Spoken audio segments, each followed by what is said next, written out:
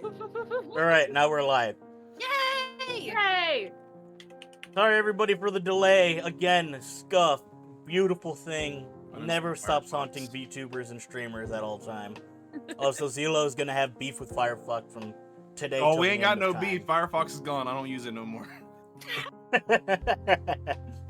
Use the home run bat from Smash Brothers to get rid of it.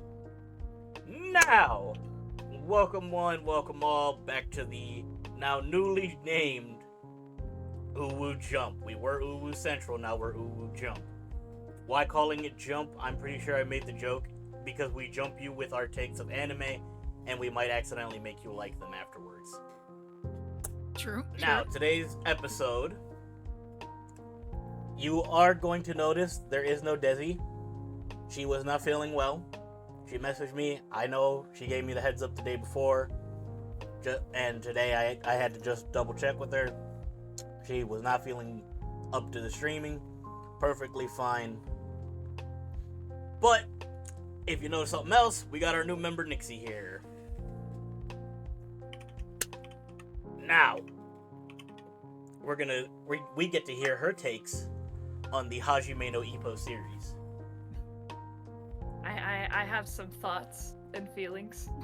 I know Nova said the same thing in our messages earlier, and I'm just sitting here waiting. I got Nova, how far did something you to get? say. I'm at. I finished episode 30, so I did my promised 15 episodes. Okay, I did too. I'm What at about 28. you? I finished the Eastern Japan rookie arc. So are we at the fight with Sendo, or? It would be I think that's the next fight after. Yeah, he just beat Mashiwa. Yes. Mashiba. Yeah. I got Sweet. to episode 23 before exhaustion hit me yesterday. So he's Miyata and Mashiba are just about to fight, but I don't mind spoilers. damn. So Oops. no, like legitimately, I don't mind. So feel free. I'm to not talk gonna about... spoil how it ends, but yes, Mashiba does advance. Damn. Broke his The promise. way it ends though is gonna be one of them. It's gonna be one of the most unsatisfying style of way for a fight to go, but Yep. it's also extremely probably realistic how many times it would happen. Okay. Noted. Interesting. So, first let's go with Nixie to see what her thoughts are so far. Mm-hmm. I will say I've genuinely been enjoying it. As someone who's like not that into sports anime, I have been enjoying Ippo a lot. The only things that are throwing me off is the fact that he's like 16 and they keep talking about his monster dick. Yeah. Yeah. And the fact that they took a 16-year-old to a host club and then proceeded to pants said 16-year-old to show the host that the host club is monster dick was a little concerning. But I could have scared the shit out of him. yeah. I That like shit was almighty. there's like the morbid curiosity side of me that's like, damn, how big is it? But also I'm like, this is a 16-year-old. I don't want to know. Considering that the black bar made it down to his knees, I'm assuming that's where it ends. Yeah. Third Oh. leg. And take note, that's him being soft. Oh We god. have no clue what he's like Did if he ever gets horny. we talk I'm about scared. this in the last podcast episode? Where depending on what version you're watching, like Nova and I are watching the Crunchyroll version of the show. That's what I'm Mhm. watching. Mhm. Okay, yeah, there's no black bar. It's just It's pixelation. Yeah. So, and I'm pretty sure it ended close to his knee, pretty much. Yes. Yes. The pixelation did go down that far. That's crazy. So yeah, my boy has a third leg. He got a swinging. And take note that- Take note. I'm pretty sure this is also after where me and Des had mentioned in the Gen Zero tab, where Des talked about them icing Ippo's weapon. Yeah. Yes. I got to that part of that episode. He looked way too relieved with that. My boy was overheating. The coach was like, "This will help you out." Just like, giant bucket of ice, and then he's like, "I should have grabbed a second bucket." Right? It's the this is what I was dying about with Des. It's like now the coach gets to understand why if he's ever caught them talking about it. Now he understands the true meaning behind it. For real.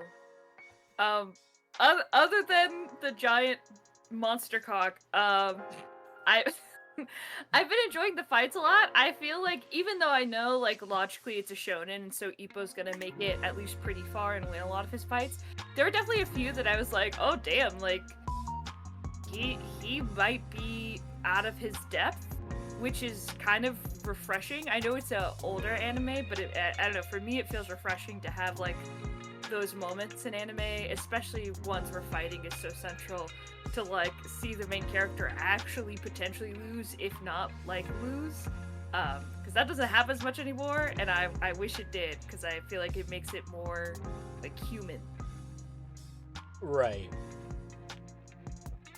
I won't spoil when, but he does take some L's, but a lot of like the biggest thing for Ippo is that he is the least talented boxer we'll probably ever. Well, no, there are like one or two that get added eventually, but compared to a lot of the guys he fights, he's not the most natural of fighters. But he makes up with it for the fact that, one, he's got pretty much cinder blocks for hands, so when he hits you, that shit hurts. So, say he takes 10 punches, but you take like 2 or 3, you're just about as worse as him, if not even more so in pain. Yeah. So that's always helping him. He's got naturally solid hands. And just how the coach is always training him, it's always preparing him for who he's supposed to go for. Yeah, no, I appreciate that, because that's realistic, and I like the one fight, I think it was the last fight I watched of his, where the guy was like studying him, his opponent was studying him to see like what he was how he was training to fight against him. I thought that was really interesting, because that is like, that's real life, that stuff happens. It's kind of shady, but I don't know, I respect it. I like this anime a lot. I strongly recommend it, just with the warning of the Yeah, just to start with Ippo and his massive schween. Yeah. Fucking. It doesn't go away. It stays the whole run of the show. Yeah, you guys warned me. You warned me before I started. I just still wasn't prepared. About it. They'll talk about it a lot less, but yeah, that'll always be burnt into the back of your brain. And there'll always be that that reminder, like you get through 100 episodes and all of a sudden someone will make a comment about it, and then you're like, oh yeah, fuck, that's the thing. Like, honestly, hubby and I are sitting there watching the anime together, because like at this point it's kind of become tradition that like when hubby comes over on Saturday, we binge my promised 15 episodes together. So like he provides his own commentary, and it's hilarious. But like we were just watching it together, and we got to a certain part. I forget what part it was, but hubby was just sitting there being like, I'm so on edge right now, just waiting for him to talk about his dick. And we were just like sitting there waiting for the dick joke, and it's like, oh my god, It's coming. is coming. And like, that's what she said. and like low-key though, like that's part of like when I messaged in the chat being like, I've got some things to say, like that is low-key part of my problems with the show, because as it's gone on, I think beforehand I've given it like a 7 out of 10 or an 8 out of 10 kind of thing. But at this point, it's starting to lose points with me, if I am to be completely transparent and completely honest here.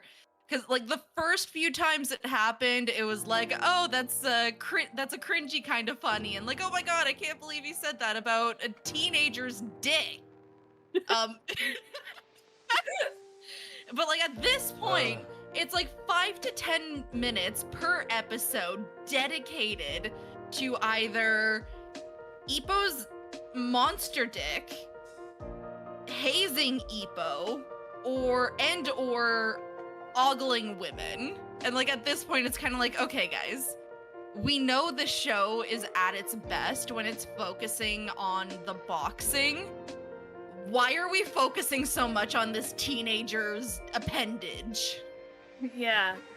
No, I can agree with you there, because the beach episode I got to, like beach training arc, where they like the run on the beach, and the 3 older guys are just all running together, like dead sprinting, just to catch up to different groups of women, most of whom look to be more like teenage girls than grown adult women, just to stare at their butts and then run forward to the next group.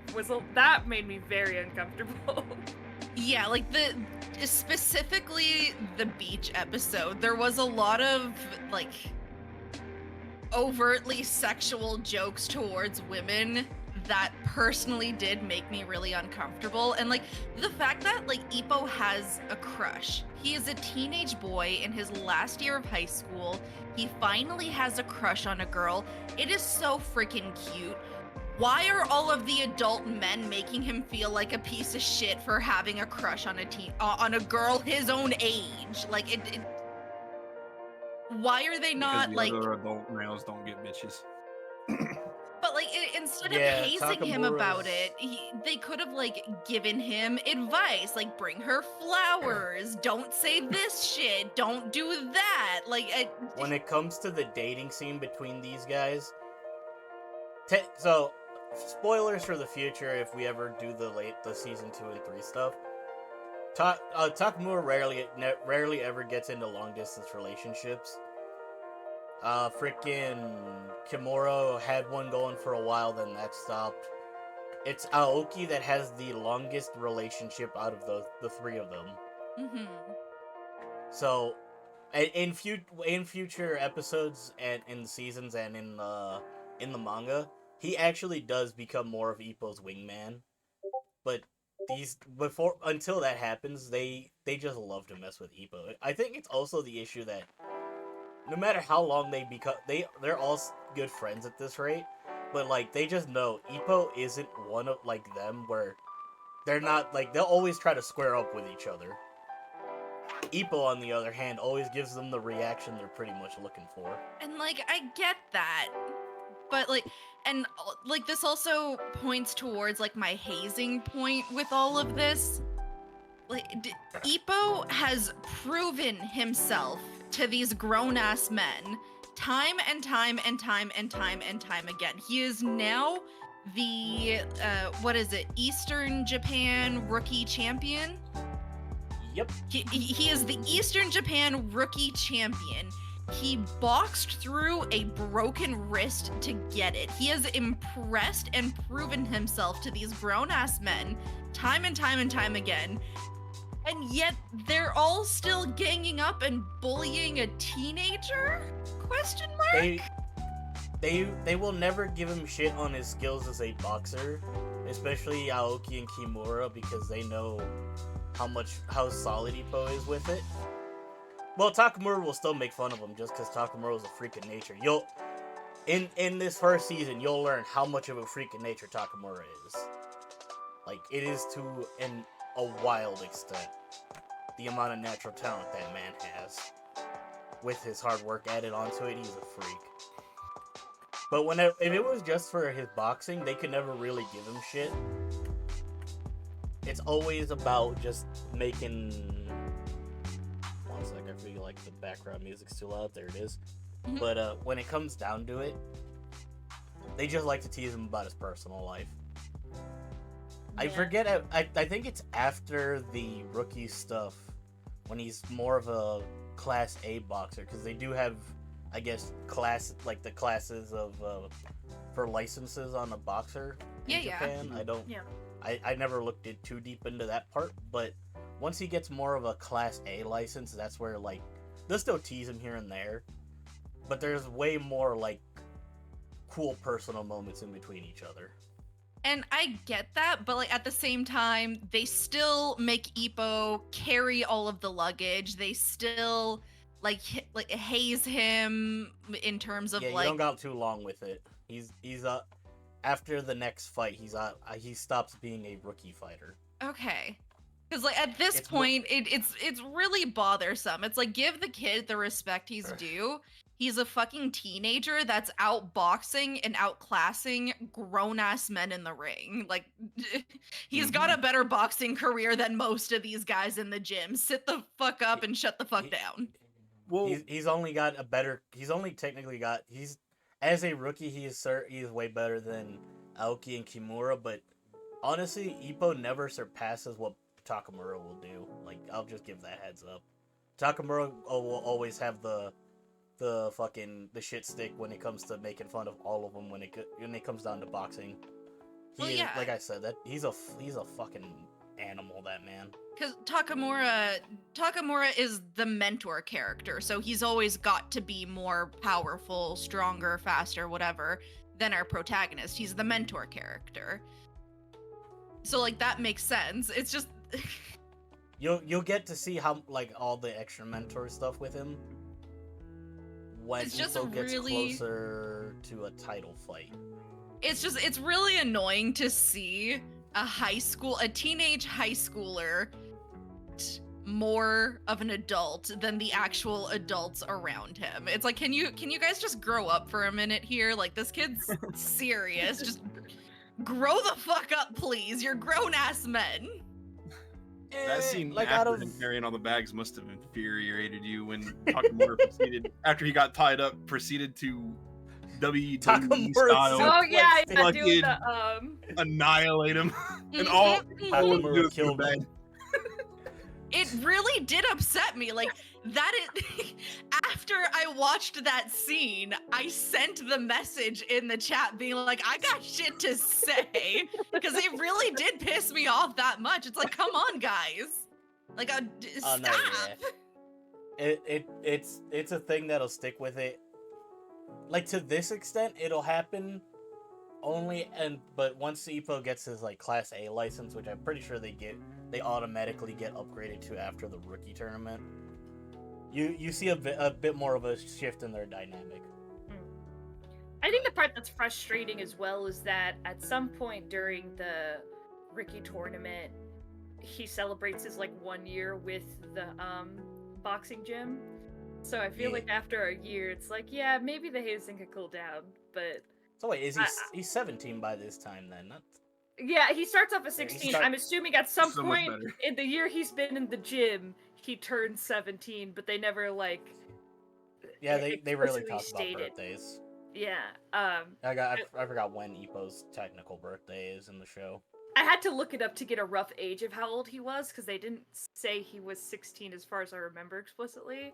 It was like I was like, well, he's in high school, and in his And last if he's year, in his so last like, year, he's 17, 18 by the end yeah. of the high school stuff.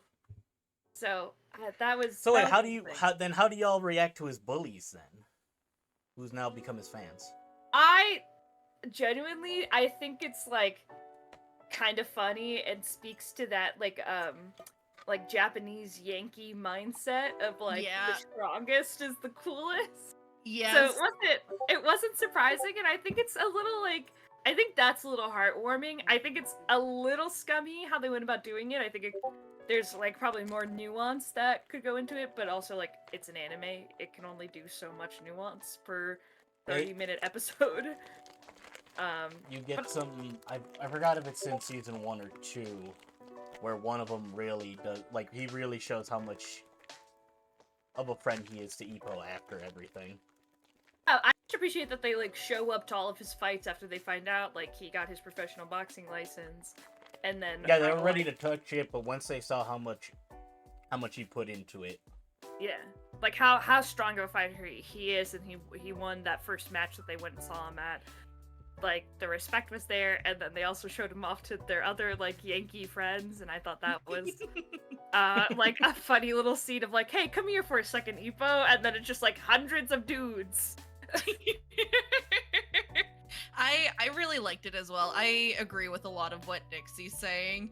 I, honest to God, think it's so fucking cute. Just seeing them go from bully to recognizing Ippo to now being like one of Ippo's like biggest fans kind of thing. They're going to all of his matches. They're going up to Ippo being like, yo, when's your next match? I want to get the tickets as soon as possible kind of thing. Like, I honest to God think it is so heartwarming. It is so cute. And it's like, okay, yeah. They're like the official Ippo fan club. They are. They are the official Ippo fan club. And I honest to God think it's so wonderful. Because it's almost in a way that like you can befriend and amend things with your bullies. You just need to find common ground. And you will be able to talk and resolve things going forward. And I think that's a really nice message too. You just need to find common ground with the people around you. Yeah. Oh wait, Nixie, I forgot to ask. Were you watching this in English or in Japanese? I've been watching it in English. I'm a dirty dub watcher. No, I was asking because I think we all agreed that the English, even though it is an official translation and dubbing, we all agreed it almost comes off as an abridged series. Mm-hmm. Really? I guess I feel like yeah. they do get a little goofy with it. But I feel like, especially like I said, like I don't know when the dub came out. Because like Crunchyroll says it like got posted in like 2016, and I was like, this anime is very clearly from the 90s. It has a square aspect ratio. Yeah, the first season's from the 90s. The OVAs and the season 2 and 3 are in the 2000s, I think 10s. I don't remember the exact dates, but let me. Hajime. So it feels like it's a 90s dub, in that there was no like simulcast dub, which I as someone who's like a very big voice acting enthusiast, there's something about 90s voice acting and early 2000s voice acting that hits different, because no matter what, you were going to watch subbed or dubbed, because they would release at the same time in the US, unless you were watching like a pirated upload on some site of the original Japanese with a fan translation for the subtitles. So for me, like, I love 90s voice acting because they take their time with it, to really make sure like it comes off really good. And that's not to say that voice actors today or studios today don't take their time with it. It's just like the casting is really good in early 2000s and 90s anime, where I would argue some of the casting choices you get in modern anime are not choices I personally would pick. And I won't call out any specific anime, but like that is something that I have had happen, where like I will watch something originally in the dub and then have to switch to the sub, because one character was like not casted well in my opinion, and it's horrible to sit through. Ippo has been really good in English. I haven't watched it in the sub. I'll probably watch a couple episodes coming up in the sub just to hear the difference in casting, because my favorite thing is like when you hear a really deep English voice and then you go and watch the Japanese and the voice is like a higher pitched male voice. I always find that as an interesting colloquial choice, but the dub, I feel like the dub is pretty solid. No, yeah, apparently the anime originally came out October 4th in the year 2000. Okay. Damn, that makes me feel old. I'm gonna sit here for a second. I was a year old when this anime came out. Van says, the same ultra high-pitched whiny female voices for half the cast. That's modern anime. I agree. Modern anime can do a little bit better in terms of diversifying female voices. Yeah, there's a lot of like stereotyping and typecasting in anime that does not lend itself to standout animes having standout casts. And that is, I have strong opinions. That's a whole other conversation we can have in the future. That'll be a future episode right there. I'll mark it down somewhere. One But, thing about Ippo that I wish the anime did more of, because like instead of spending like the 5 to 10 minutes per episode with the hazing and the girl ogling and the Ippo appendage jokes and all of that stuff, I really wish that the anime would delve in more into Ippo's personal life, like how the boxing has affected his school life, his social life with all of the other teenagers. Like it does that a little bit, but it's like 2 to 3 minutes every like 4 to 5 episodes kind of thing. And it's like, no, give me more. I want to see Ippo like getting out of his shell now that he has that inner strength build up. He's got a little bit more confidence build up. I want to see how the rest of his classmates slowly but surely start like recognizing Ippo for his talents, his abilities, his skills. And like slowly but surely, I would love to see if like maybe his whole homeroom or something like that take a trip to one of his boxing matches at some point, just to show their solidarity for a classmate kind of thing.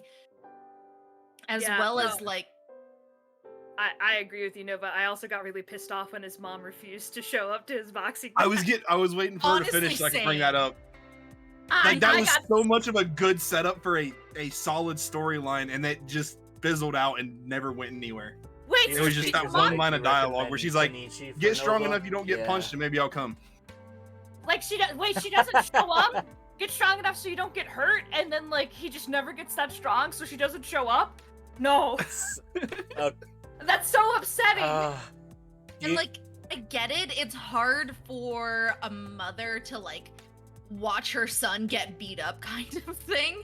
So like, yeah, she doesn't want to watch her little boy get like all like injured and broken and bruised and all of that kind of stuff. But like it's not like it's non-consensual. Like he stepped into the ring with the full intention to receive as little damage as possible while doing as much damage as possible. It's just a little unavoidable in a sport, in a blood sport like boxing. You will take damage. Yeah, and I think that episode where the mom was like, get strong enough where you don't get hurt, and then I will come to your match, was the same like episode, or it started off the arc between him and his fight with the American ex-military soldier Jason. Ozma.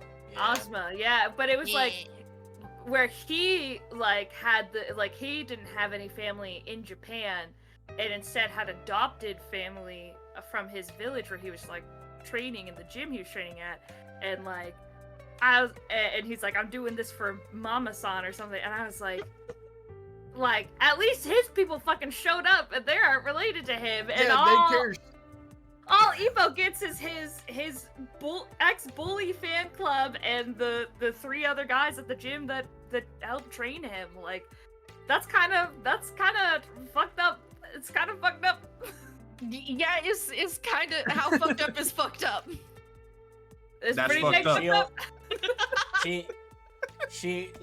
She's always it was a moment in season 2 where she does delve into how she doesn't want to stop him from boxing because she sees how much it has opened him up as an individual with his personality and everything. And she is like, yeah, I don't like to see him hurt, but I'm also glad that he always manages to come back with a win, and even when he lost, he managed to come back in relatively one piece. Fair. I mean, But, knowing what we know today it about is- modern boxing and all the brain damage people sustain, if I was a mom Yeah, and my and with son was someone like, like I want to Ippo be a who gets professional hit- boxer, I'd be like, nah, find a different sport. And with someone like Ippo who gets hit like a good 100 couple times a match. Yeah. Oh yeah, that kid's got brain damage. Ooh boy, this is why I keep kicking and screaming to the sky that they animate the rest of the manga. Ippo sequel series where it's just his life post brain damage. That is technically where we are at in the manga, because he has retired because of all of the head injuries he's took. It started to mess up his sense of distance. His ability to take a punch went down horrendously. He legit has retired, but we are seeing a lot of him as if he's gonna become a corner man. But mark my words, I know my boy's coming back with more skills, more brain damage, and more big punches. If it doesn't happen, I'm gonna go cry in a corner. I have two thoughts. One, I am happy that the mangaka behind Ippo, like, is taking the time to do that too. Is the manga still ongoing? Yes, it is over. It is longer than One Piece. Oh my god! Something's longer than One Piece? It's got a couple hundred chapters on One Piece, I believe. I thought that was impossible. Nope. No, it is not impossible. The one thing. Hajime no Ippo. My world thing- view just changed dramatically. One thing about Ippo, though, that, like, because we brought up One Piece here. One thing about Ippo that, like, slightly bothers me, like, it is very minute, but, like, we're talking here, we're talking about it here, but, like, to me, Ippo feels very almost episodic in a way, and that's just how it sort of kind of has to be structured, with like a super vague long-term goal, but focuses more so like episode to episode on a specific fight kind of thing. To me, it's a little, I don't know, it feels a little repetitive, it feels a little draining, and like that's another reason why I wish that the anime and the story focused a little bit more on Ippo's like personal life kind of thing, just so that it gives a little breath in between the episodic feelingness. Yeah. Because for whatever reason, episodic animes and episodic TV shows, they burn out my stamina. I can't do it. Unlike serialized animes and TV shows, it's, I don't know. Yeah, you'll get more of that right after where in the rookies? Like, it's, I think right before the first fight for his rookie tournament. Mhm. Like, once he's out of school, they do give him a little bit more of things to do outside of fighting. But you'll see once you get past the Sendo fight. But here's the current count for Ippo's chapters: 1,468. One Piece is at 1,125. Mm-hmm. Holy cow! So it's got a good 300-ish chapters over One Piece. Man. Dang. That's I love crazy. It do be crazy. Yeah, Mad but respect. Detective Conan is longer also, Van, but like it's one of those, like, it's in the Pokemon syndrome of they never let the fucking anybody age. Like, it feels like no progress is ever made there. Ippo does actually also go through things of like bringing back characters, giving them arcs, showing what they are doing, because obviously everybody's still doing their own thing in the background. But, I thought of one thing that I wanted to talk about when Nova was talking about Ippo having a crush. I really enjoyed the episode where he fought the guy who was his girlfriend was the daughter of the gym owner. And then she slapped the shit out of him for not being serious about boxing. Yeah. I really like that arc. I like that because I felt like His debut fight. I don't know, there's something about that was like very nice, where all the other boxers were like, oh, like, if you get a girlfriend, your boxing career's over, you can't like balance it. And like, yeah, it showed him as being like a slacker early on, but like his girlfriend, who happened to understand boxing, was like, are you a real boxer? Because everybody thinks you're a joke, and I don't want to date a joke. And then slaps him, and then he like gets his shit together. It's like, no, teach me. I'm willing to learn. I'm willing to give up on trying to do knockouts every match. I thought that was a really interesting arc, and I really wish that like theme will come back. I agree. We do get more of those themes. Like we will get some.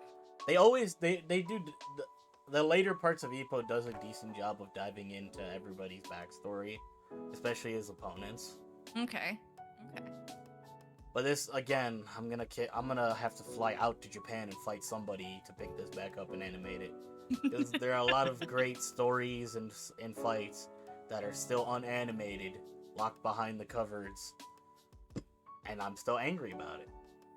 One thing that I really liked about that arc too, with like the guy with his girlfriend and all of that, it shows that there are women out there who do genuinely enjoy boxing as the blood sport that it is, kind of thing. Because like at this point in the series, all we ever really see of the women that surround the scene, it's either they can't handle the fact that it's a blood sport, like that dude's sister. Fuck, what's his name? It's not Miyagi. Ashiba. Yeah, like the. Ashiba.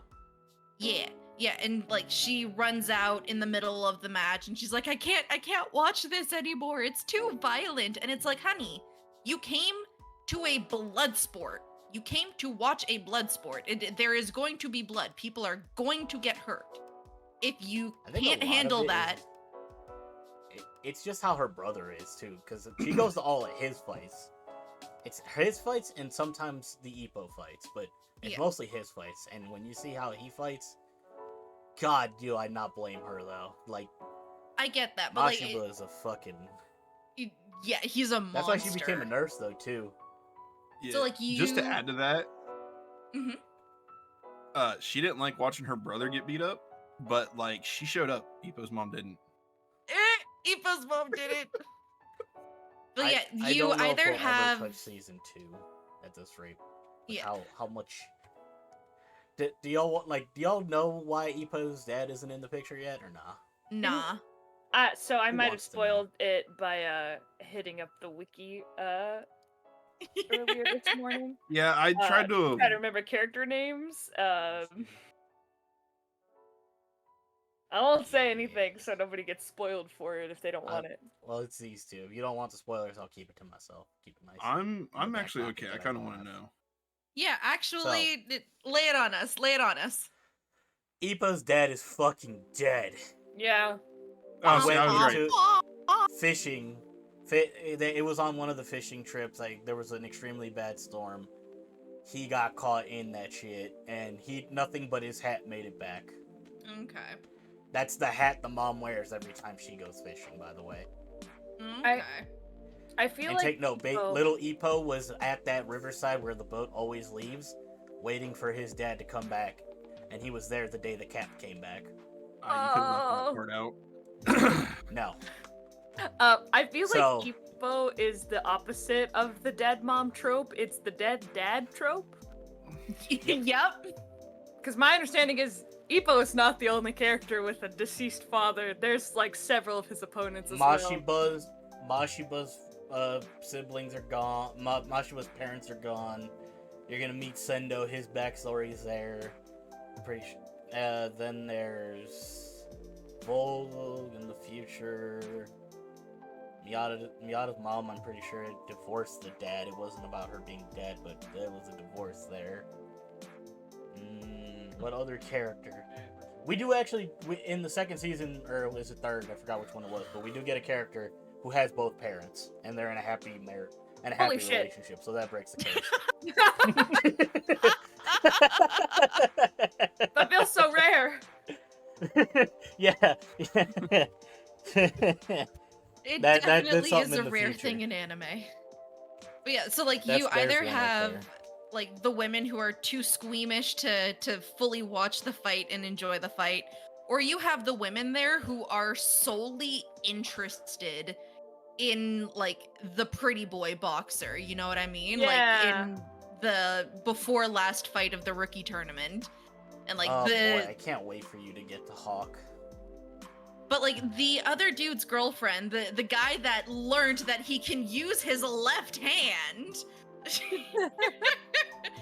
his girlfriend was there like are you a serious boxer? Yes or no? Like, are you actually going to go out there and do the sport the way I wish we had more women like that in the anime who are just purely there to enjoy the sport as it is, understand the rules, understand the circumstances, and like enjoy it, because there are a lot of women in the real world who very much enjoy watching things like wrestling and fighting and boxing and MMA and all of that kind of stuff. It's like We will eventually get Aoki's girlfriend, because she's always there for his fights too, or for the most part, she's almost always there.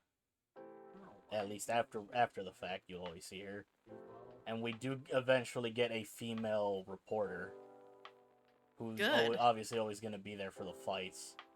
But I forgot if she makes it in season 1 or if that's a season 2 thing. So also, you get to meet Date's wife in the future, so be ready for that one. Yay! This is like a crackhead. Like, I hope this could maybe happen. If what it sounds like you said about the manga. I am the genie in the lamp at this rate. Ask a question and I can answer, and I'll do my best to not drop a spoiler. I am hoping we get to see some female boxers, if not potentially like Ippo becoming a coach for female boxers. I feel like that would be such a good like twist, as well as like a way to continue the manga and the story of Hajime no Ippo. I mean, you probably like it, be a sequel series or something where they would change the name. That may be a sequel series. Ippo is training to be a corner man though, but they haven't mentioned female boxing. I honestly don't remember what year, time, and place Ippo's story technically takes place. I looked it up. It does. It starts in the late 80s, early 90s, and he's born in like 76 or something is his official birthday. Yeah, so I don't think like the female boxing scene was it has blown up yet. If it is happening, it isn't, because even now it's still taking a while to fucking gain momentum. That's a whole other conversation if this was a fighting podcast. I think it existed, but I don't think it was as popular until you get some of the like bigger name female boxers, and I want to say that's not till like the 2010s. I don't even really think it took off. Honestly, female boxing is still very underrated. A lot of like when it comes down to for female combat sports, it is more MMA that's well known. Yeah. And things like maybe judo and Brazilian jiu-jitsu, but the big one is MMA. There is a manga for that, by the way. I would love to see Ippo get a girlfriend who is a boxer or in the boxing scene. And I would love to see her and Ippo do some like mitt training together or something like that. Just in the ring. That would be so nice if the author didn't already confirm he doesn't really like to write romance stuff, so that'll probably never happen. Pope. I feel like the romance that at least that I've seen so far between Ippo's opponent, whose name I can't remember, and his girlfriend that we talked about earlier, I feel like that was actually pretty well written as far as romance goes. Like, it wasn't like romance doesn't have to be like, I'm so in love with you, I'm gonna win this fight for you. It's like, yes, that was a big motivation, but it's like, it could just be like, let's go on a date and like, I don't know, hang out. He does sprinkle in some more later on, but like, it is not his favorite thing. I mean, that's fair. The anime is about fighting. He is so dedicated to the sport. He is so dedicated to the sport. He owns his own gym and trains his own fighters. That's why the fighting's so good. I get that, but at the same time, like Nixie was saying, it doesn't have to be super flowery. It doesn't have to be flowery at all. Just get Ippo a girlfriend who can stand in the ring with him and do some mitt training. That's a love language right there. Hashtag get Ippo a girlfriend 2024. Ippo deserves love, yo. If you were to read the manga, you'd just laugh at the amount of times Mashiba tries to cock block him. I don't understand it. I don't understand why. Because he got his ass beat by the man. Why would he want him as his family-in-law? I will say, there is a certain, and this happens in a lot of sports anime, and Ippo is not an exception. There's a lot of like homoerotic tension that happens between Ippo and some of his competitors. And Honestly. there's a fine line between male-centered sports anime and just straight yaoi, and the difference is whether or not there's a sex scene. And I stand by that statement. Ippo is a part of this. Honestly, yeah. get I Ippo a can't even boyfriend. deny If the mangaka doesn't want to give Ippo a girlfriend, give Ippo a boyfriend. him. Hashtag You see Ippo this and love Miata. story? Yes, Honestly, Ippo that's and the- Miata. That is one of the biggest memes of this community that never dies. It's like this is like that. Oh, so I forgot which video it was, but it's like, oh, this is my boyfriend and this is my boyfriend's boyfriend. Yeah. It's just like Ippo is shared between Miata and fucking Kumi. It's I feel like it could be one of those situations too where like Ippo never officially gets a girlfriend and Miata never officially gets a girlfriend. And so then it's just like, well, let's just be roommates or something. And then it's like the historian's version of roommates where it's like, oh my two god, men they who were have wrote roommates. serious love letters to each other and lived together and had a shared bedroom. They were just roommates. I would not be surprised if the author does that just to be like, fuck you guys and your fantasies of him and this girl. I mean, I wouldn't even be mad. I mean, Curveball. if you're gonna talk about this miner's giant monster cock, at least put it to use somewhere. Honestly, though. That's an They do. asexual. It's comedic relief. That's all Honestly, it's being though, used for right now. that's been the biggest joke. Everyone's like, Mashiba's trying to protect his sister from getting snapped in half. Cause And then We- he's like gotta take one for the homie too. He's gotta use it and get snapped in half himself. Like somebody has to. This poor kid, like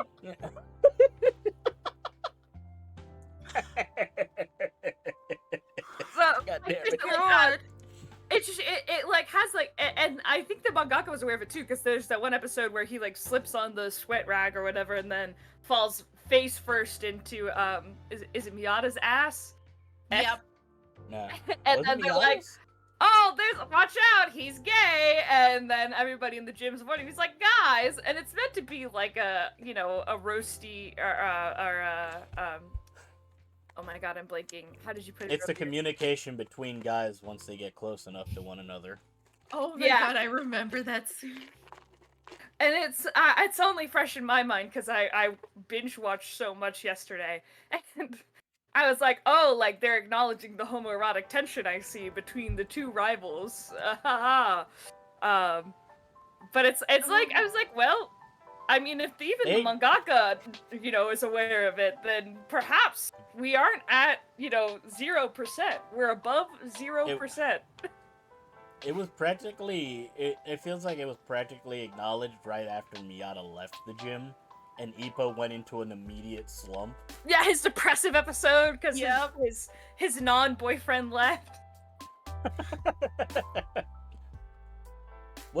Here's my this is one I wanted to ask. What was your impression of like just Takamura and Ippo's little when their montage of training together? While Ippo having to actually see what it takes to keep up as a pro boxer.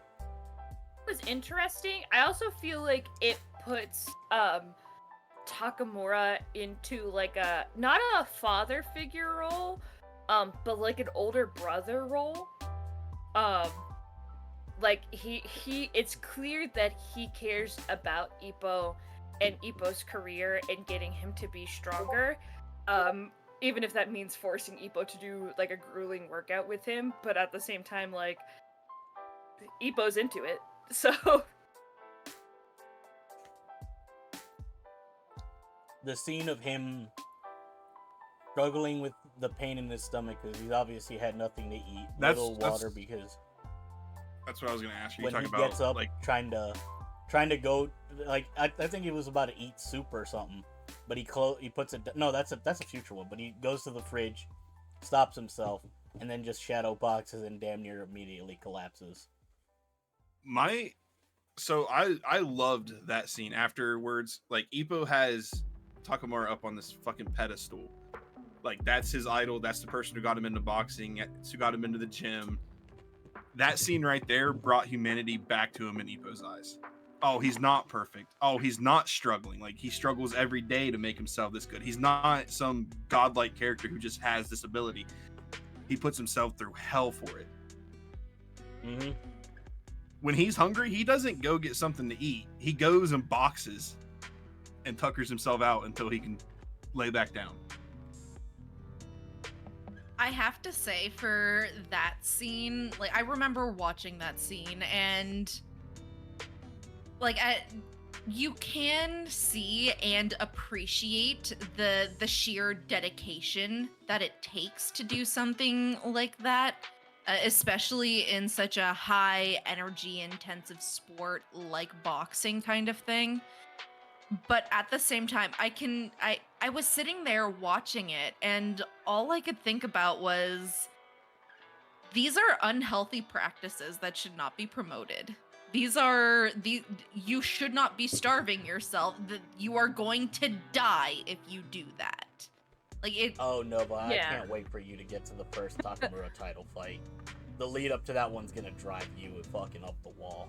I will say, coming from when I was in high school many moons ago, I was friends with like the only female wrestler in our like county, and I remember we were in class one time and she was like, I'm starving, and one of our teachers had brought in donuts because we had done something well, and she was like, I'm gonna take a rain check on the donut if that's okay, and the teacher was like, why? And it's because she had like this like state fight coming up, or state match coming up, and she has to stay under a certain weight.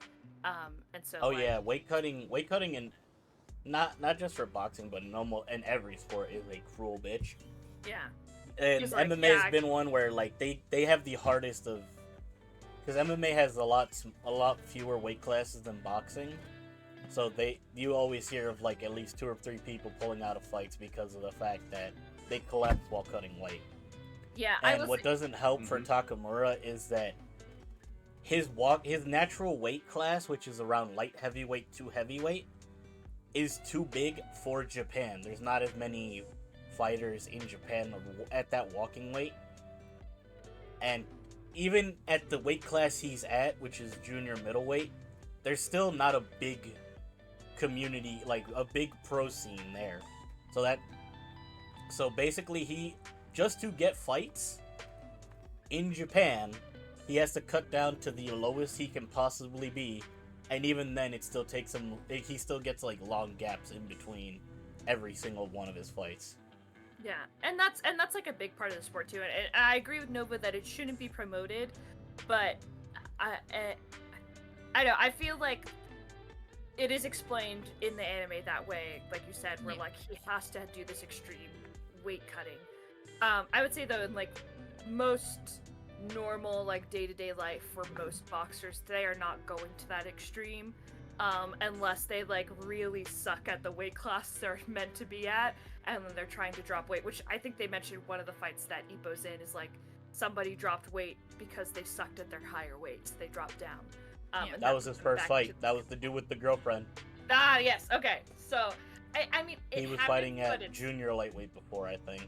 Yeah, I will say it doesn't happen. I think that was something that also happened more in like the early 90s and aughts compared to nowadays, where not only are we aware, like I said, like the long-term health effects of like boxing in general doing to your brain, but also as well kind of like what cutting weight can do long-term to your body and your metabolism, and all that stuff. So I think like you can watch it and be like, that's bad, but ideally, you know, if you were to like research it now, Google would be like, hey, you know, here's like, yeah, it's a thing that people do, but also like, here's why it's not recommended to do long term. And that's why like a lot of boxers today also get long breaks between fights, because like, one, the brain damage, but then two, so that they can actually eat normal food before they have to drop weight again.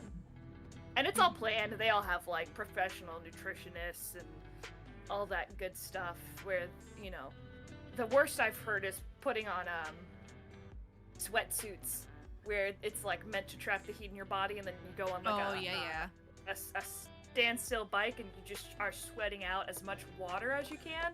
Like, that's a little messed up, but, you know. You want to hear the worst part? Depending on the person, because some people just retain the water weight way more than others. Sometimes they'll do that inside of a sauna. Oh my god. I think, I will say, Takamura being like, he doesn't shower that often either because his skin absorbs water. I was like, oh, so that man is rank, and that's probably reason number one why he can't get a girlfriend. That man is stanky. Like, what do you mean you don't shower that often? Yeah, he goes through it, because I don't know up to what point in his training where he does just stop sweating a lot. Or he doesn't sweat at all at that rate. Mm-hmm. He physically cuts down his body size. I agree, it's not healthy, but, like, it is interesting to see kind of that extreme mindset and mentality. Yeah. That's why I keep saying, like, whenever we start season 2 and we get to his first title fight, you will see it at its worst. Like, Takamura is practically mentally torturing himself type style of how bad it got for him. And like, personally speaking, I don't enjoy watching that kind of stuff. Like, people purposefully putting themselves through that kind of anguish and pain when there are better methods. Like, if you're getting so hungry to the point where you're collapsing, eat a fucking tomato. Eat a stalk of celery. Eat something that is low calories, high fiber, that like has very little just put something in your stomach so your stomach isn't eating itself. Because that's basically what he did right before the Ippo scene, though. Yeah, and then when Ippo's gone to bed and he's starving and then doing the shadow boxing and collapsing instead of eating the bowl of soup or whatever, like, he could have just grabbed another tomato. But instead he purposefully chose to not do that, to put himself in more pain and to collapse. And it's like, dude, just eat another fucking tomato. He was probably at the point, because I lost a lot of weight at one point as well. Once you get to a certain point of weight loss, your body hits a plateau to where even if you sweat, say, the same amount each day, you won't drop a single pound. And going way past that point, where you need to cut down your physical size, it does get to where you go through most of your day without food. Like, fasting is one thing. Fasting is something that can be done to help you reduce weight. Like, when I was doing keto there, a big part of the keto diet is having a period of fasting and eventually getting yourself to a point where you are only eating one meal a day. And that one meal is a highly nutritious, like, high in proteins, high in fats, all of that kind of stuff. And then you are...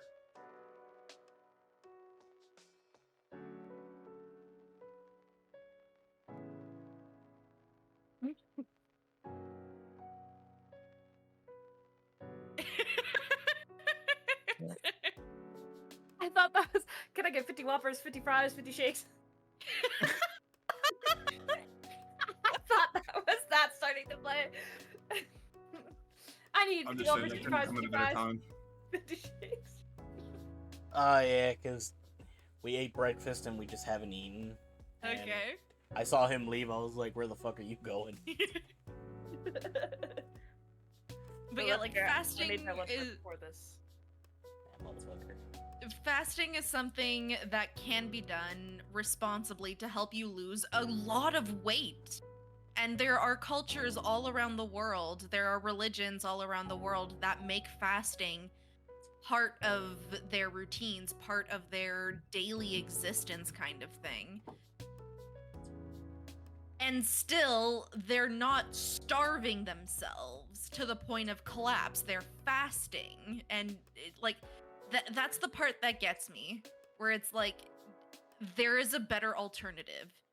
And I get that you love the sport, and I get that love and that passion, that dedication and determination fuels your life and your heart and your soul. But there is a way to do this right, to do this responsibly, to where you are not hurting yourself. The only part of this sport in which you should be getting hurt is when you are exchanging blows in the ring. Not with our Kamagawa training plan. Can't even blame the old man though. He just has so little fucking influence on being able to get Takamura overseas fights. And like that's that's the biggest thing for like that you'll hear a lot about later. It's like Takamura only had to fight at this light of a weight class to begin with because the gym had so little reputation that the coach couldn't always organize to get him fights with individuals in the heavier weight classes still while keeping them in Japan, because I think it's more of a Takamura thing where he only likes to fight in Japan. Mm-hmm. He never wants to take a fight outside of Japan. Though we have seen fights be handled outside of Japan. Yeah. How is he gonna get a world class title though if he doesn't fight outside of Japan? That's what I'm thinking. That's why it takes so long for him to get each one. They do. The coach and the Yagi, the one with the glasses, who's is like the assistant second. Yeah. They bust their asses off to set up all the fights to be in the like the Kokugikan, which is one of the bigger stadiums where they arenas where they manage to fight. But it takes a lot of negotiation for each one. Yeah. But yeah. But like, if what you're telling me is true, that like the essentially self-harming part of the anime is going to not only continue but get worse. It is at its worst for that one fight, because the one fight I'm talking about, because Takamura had a fight scheduled. I forgot what month it was, but I'm pretty sure it was like it was right before the winter. It's like in the fall. Mm-hmm. That weight cut went. That one was a rough weight cut. Mm-hmm. But he still manages to get that one done, and he managed to win the fight. The world champion for that weight division was there at that fight, and that's when he decided to offer Takamura a chance to fight him. But it was on a very short window of when they wanted to actually have the fight. Like less than 3 months of a turnaround, pretty much. Yeah, I'm just saying, it's gonna get real hard for me to keep watching if it does end up getting worse in the future. Just for that one, I don't think the second title fight is one where the champ was more of a chill dude about it. So, and it is one weight class up, so it gets easier for Takamura the more weight classes he goes up. Mm-hmm. But junior middleweight is that one where it's like, it's the limit of where him and the coach can go. Yeah. Also, Van just discovered a cat is officially credited for 4 English dub roles. That is... I saw that. Nice. That is amazing. Apparently it's a very vocal cat, so they do not seem to have an issue. What do y'all think of Mashiba's backstory, then?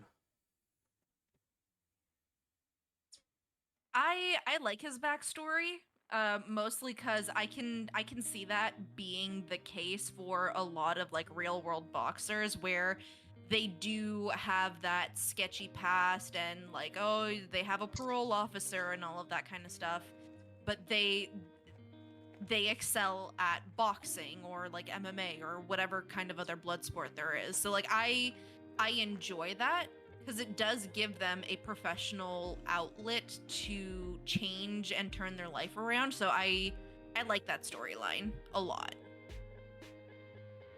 Yeah. I don't You good, see a Zila? problem there. What? You good? I'm good. What do you think about the backstory, Zelo? I want to hear your words. I think it was done well, in the sense that, to me, Mashiba never seemed like he's an asshole, and you can tell from the way he talks to people and the way he carries himself. But he never seemed like an asshole for the sake of being an asshole. So when you get his backstory, it kind of put his character in a better perspective, and you're like, oh, that's why he is the way he is. It was Like, missing that one piece. Yeah, that one piece that really tied it all together and made you go, okay, he's an asshole, but you know, he's getting his shit together. Yeah. He's been completely high-strung for way too long. Yep. I hope we get to see more of him in the future, and he does get like a little bit more of a redemption arc. 'Cause the way that he, like, I straight up thought that during the fight he was going to lose by getting disqualified. I thought that was straight up something that was going to happen.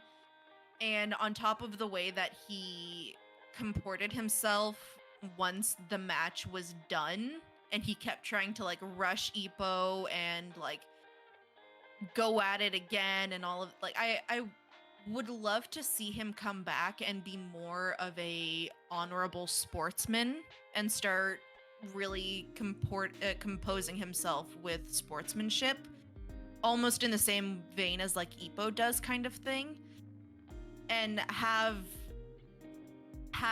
him and Ippo have another rematch essentially. And I would love to see Ippo lose that match and him grace Ippo with that sportsmanship and be like, hey, I did turn my life around through boxing, and you beating me during the rookie tournament woke me up, and I want to thank you for that. Oh boy, am I about to say a bunch of stuff that's only in the manga, and I don't expect y'all to read it. So, he does go through a character arc. After his stuff with Ippo, he will move up a weight class because for him, cutting down to featherweight was a little too much. He does become the champ in the weight class he moves to. He is a bit nicer to Ippo. He doesn't completely chill out, but you slowly see changes in his character. But then he gets into a title match against an individual who he has all of the beef with. And it's a fight, it's a character that you will see in season 2. Or is it season 3? I think it's season 3. And he's technically in featherweight when we meet him, but he also goes up the weight class. He did something to piss the shit out of Mashiba. And in that fight, they do get to the point, he pretty much relapses Nova. How you thought he was going to get disqualified with Ippo? Mm-hmm. That's the one where he actually gets disqualified. Because both of them were throwing some dirty ass fouls, and then they started getting caught. Then they stopped caring. Yeah. Mashiba let the blood go to his head. Started beating down the guy, I think, after a standing count. So basically, it's where you're getting beat up so much, but you don't go down. So the ref calls a standing count. Yeah. And he punched him right out of the ring. And he got disqualified, and then his license suspended for like half a year or more. Oh. I know half a year was a minimum, I think. But then but after he comes back again in a higher weight class, he does start to show a better attitude. Okay. And that's pretty much the big message for him in his current fight right now for the world title. And it's with the help of Ippo that his world title fight's been going so well. Because, like, so far with all of the fights with Ippo, like, we see all of his opponents coming in with, like, this big character flaw. For example, the pretty boy with the girlfriend, like Ippo's first fight or one of his first fights there, like Yeah. his whole thing being like this big, pompous, egotistical guy who knocks out every time kind of thing. But then he gets into this match with Ippo, and he leaves this whole arc finally understanding that he can use his left hand in a boxing match. I freaking love that so much when he goes to his coach and he's like, yeah, now teach me that thing I can do with my left hand. And it's like, dude. Was he standing southpaw, or was he? I forgot what his stance was, because there are two stances technically in boxing. It's called Well, no, there are multiple multiple forms you can fight with, but the stance is pretty much orthodox. Your left foot's in front, your left hand is in front, and your primary hand, which would be your strongest hand that you hit with, is slightly behind it. With your slightly behind your left. Then there's southpaw, where it's pretty much the opposite. There you are, Des. Hi, Des. I learned I was yeah, southpaw by accident. Yeah, southpaw is basically the opposite, where your right hand is in front with your left hand behind. So I don't remember what his stance was. I have to go rewatch it, But like so far, Ippo, like with how sweet and genuine of a human being Ippo is, and with how much genuine respect for the sport and for his opponents that Ippo puts into every fight, you do see his opponents coming out the other side being better for it, either understanding a part of themselves better for it or understanding a part of the sport better for it. And that's something I would really love to see resolved with Mashima. Is that his name? Mashiba. That's something I would really love to see resolved for him, because he does seem to be an individual that is in an incredibly dark space and place in his life, and I would love to see this fight or a future fight with Ippo really help turn him around. Oh boy, would I recommend the manga then. Boy, I'm pretty sure it was like around chapter 530 is where if you somehow speed blitz the 3 seasons of this, around 535 or 538 is where the anime stopped and then the manga continued. But in the most recent chapters, he is going through this final character arc.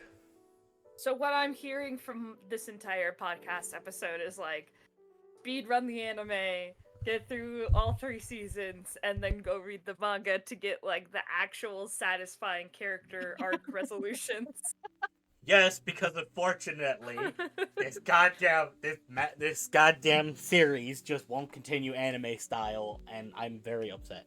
all I'll say is, boy, I don't even read the manga for One Piece. Okay? Damn, I you don't missed way even too read much the with that. manga for Wow. One Piece. And it's my favorite anime out there. It is like my #1 favorite, and I don't even read the manga.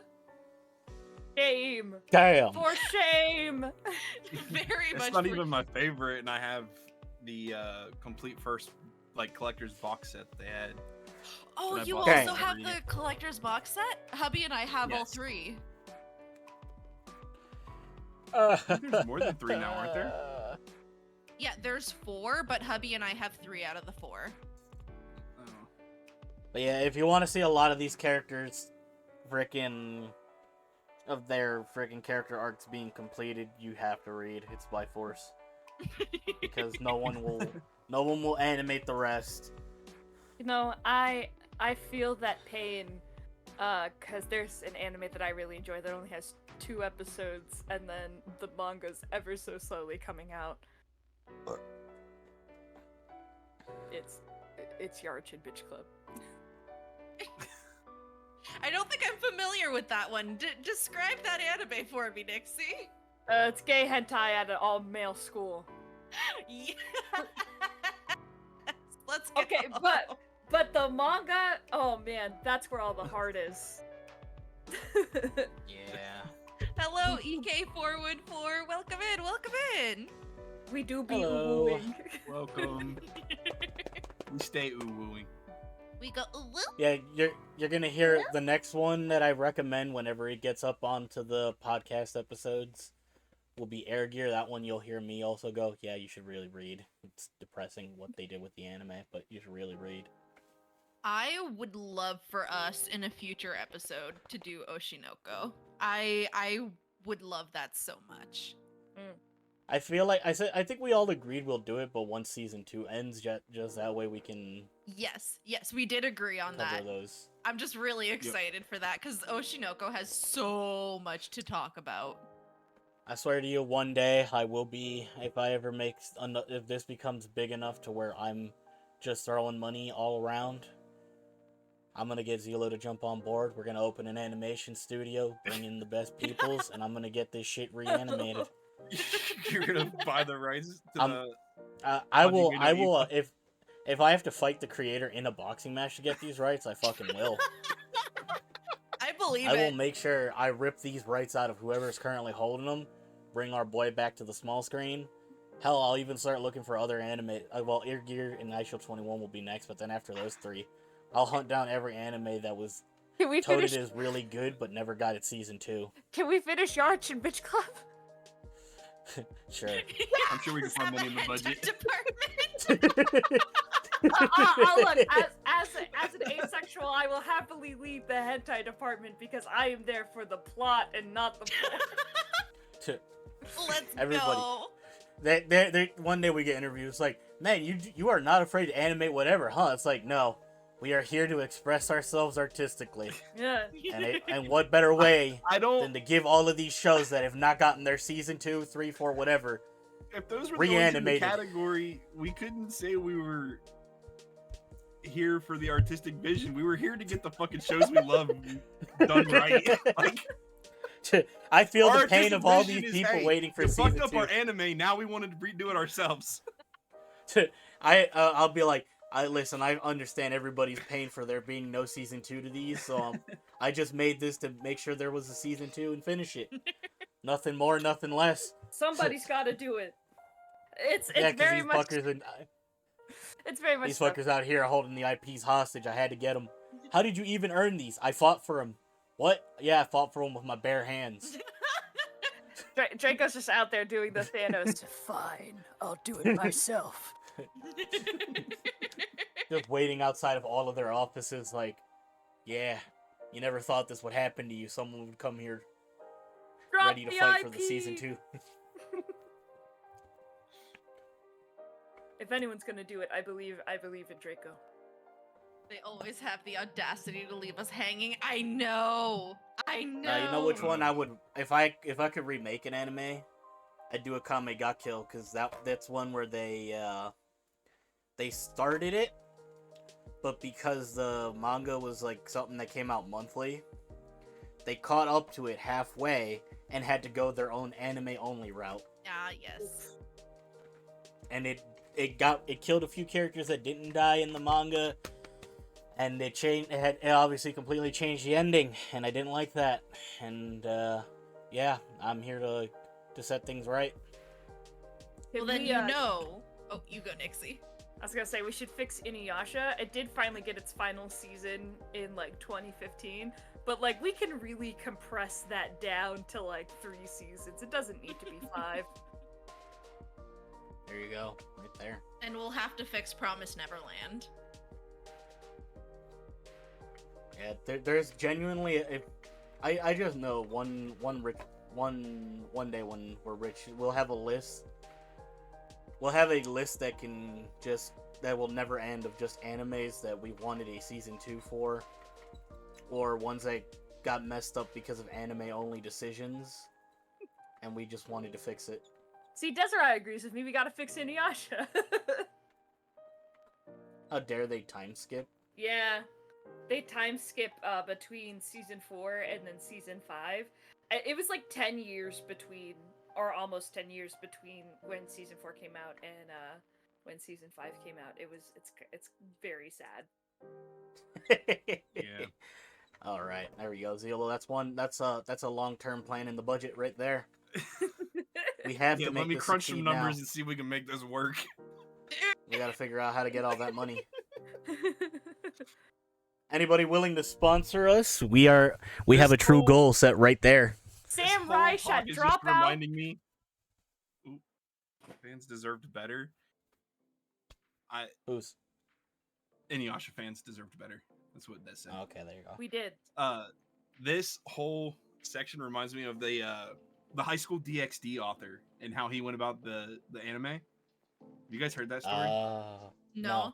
Where so they had the company that was doing the anime, and they took a lot of liberties in, I think it was like season 3 or 4. And so when season 5 came out, he said no, that animation company fired. He got a new animation company on it and made them read High School DxD before they were allowed to work on it. Good. Let's go. Perfect. At As least he that's the should. story I've heard. So take it with a grain of salt. Go research it if you're interested. But yeah, with the newest season that they have right now, they got a new animation, and the story goes that he made the entire animation studio read High School DxD, and so they wouldn't take any liberties and turn out slop. Oh my god, no. You know who else what anime actually deserves it the most right now?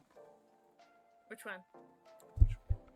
Fucking Seven Deadly Sins, man. They Oh, did yeah. seasons 3 onward. The horrible. Oh, dude. I Netflix, actually you gotta box me. I now. was so into Seven Deadly Sins, and then I dropped it. The animation was so good, and then I was really looking forward to season 3 onwards, and then I saw what they did, and I gave up. Mm-hmm. I couldn't even deny the 7 Deadly Frames memes. I'm like, yeah, that's pretty much what it looks like. It's like frame per second. Oh no. Yep. I'm so But, excited for the Studio Wit remake of One Piece. It is going to be so good, and it is going to...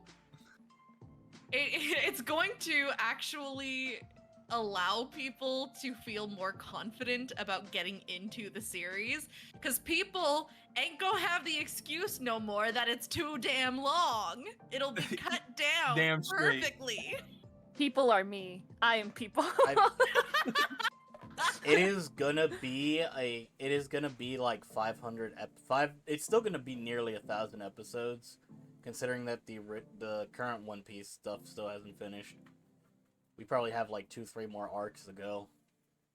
Look, I can handle 1,000 episodes, but like I can't handle a shit ton of filler anymore. Like middle school me with no life and like anime club president me, she could do it. Adult me with my full-time job cannot. Find a website where you can read it for free. Just read it on your free time. You will catch up really fast. I don't know how to read. I'm kidding. I do. I just am. No, It's for me, if I can get myself to actually start reading, I will not put a book down. But it's getting myself to actually start is the issue. yeah. My problem is I start book series and I have now promised myself that I have to finish a book series before I pick up a new one. And I'm currently suffering my way through a really old book series that is like fucking garbage, but I'm 8 out of 12 books in and I refuse to not finish.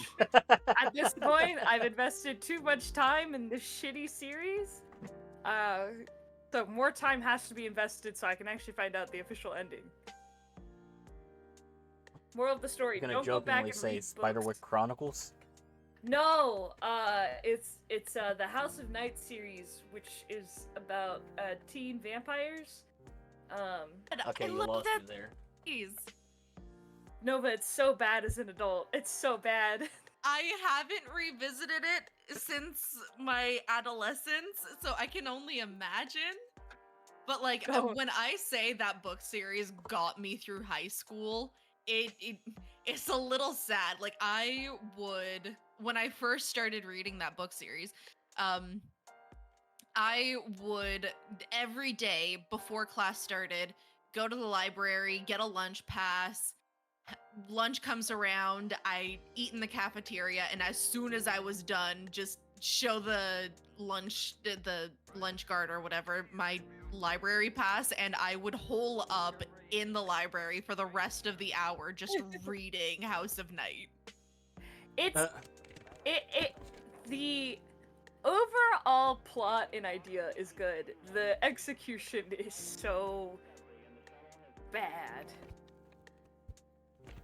I don't Nice. recommend. I've made many reviews on Goodreads about how angry I am that I decided to reread this book series from my middle and high school days.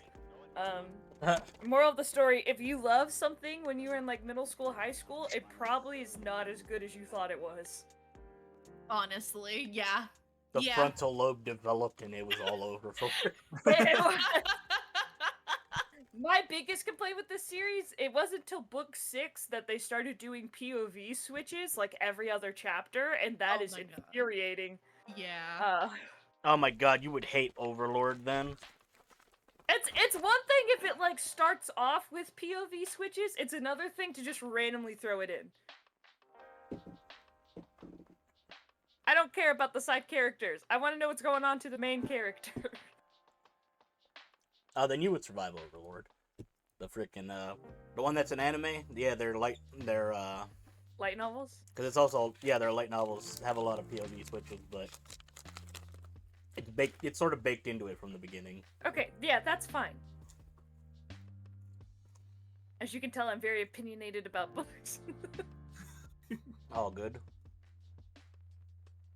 But yeah, when it comes to manga, I either fall in love reading it, or I struggle to read it, and a lot of times if I start watching something as an anime and then I try to switch to reading the manga, I just like it becomes like really difficult to get through.